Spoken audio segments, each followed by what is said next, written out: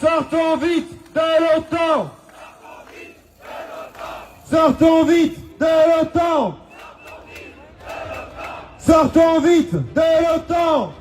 Anti-NATO protests have gripped France as the country grapples with the cost of living crisis.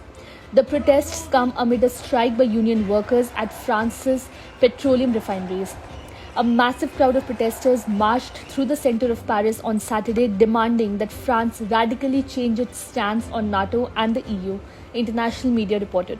The protesters have also called for the resignation of the country's president Emmanuel Macron. The demonstration reflects similar rallies being held across Europe in opposition to their respective governments' support for the war in Ukraine. The constant supply of arms by mainly NATO members has prolonged the conflict in Eastern Europe, leading to the suffering of civilians caught up in the crossfire. The march was organized by the right-wing Les Patriotes, the Patriots Party, led by Florine Philippot, the former deputy head of Marine Le Pen's national rally. Dubbed the National Meeting of Resistance, the march attracted thousands of people, according to Philippot, who was also a member of the European Parliament between 2014 and 19. The demonstrators were holding a large banner, reading resistance, and smaller placards that read Frexit, a reference to a demand that France leaves the EU. Many protesters were also waving the national flag. According to videos published by Philippot on social media, the crowd was chanting, "Let's go out of NATO." They also demanded the ouster of the French President Emmanuel Macron as they marched near the Parliament building, the footage purports to show. The protesters denounced NATO warmongering as well as economic disruption and energy and health restrictions linked to the sanctions the EU imposed on Russia over the conflict in Ukraine. French officials have not commented on the rally and provided no official figures as to the number of demonstrators. The French media mostly ignored the event as well.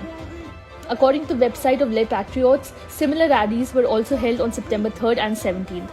Last month, an estimated 70,000 people protested in Prague against the Czech government, calling on the ruling coalition to do more to control the soaring energy prices and voicing opposition to the European Union and NATO.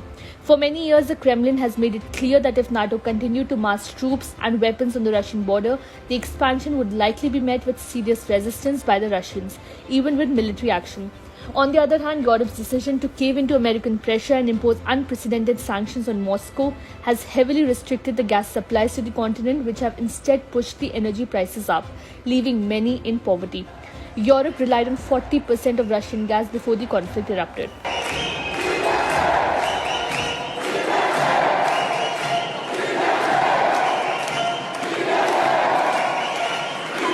Sortons vite de l'OTAN. Sortons vite de l'OTAN. Sortons vite de l'OTAN. Sortons vite de l'OTAN. Subscribe to One India channel and never miss an update.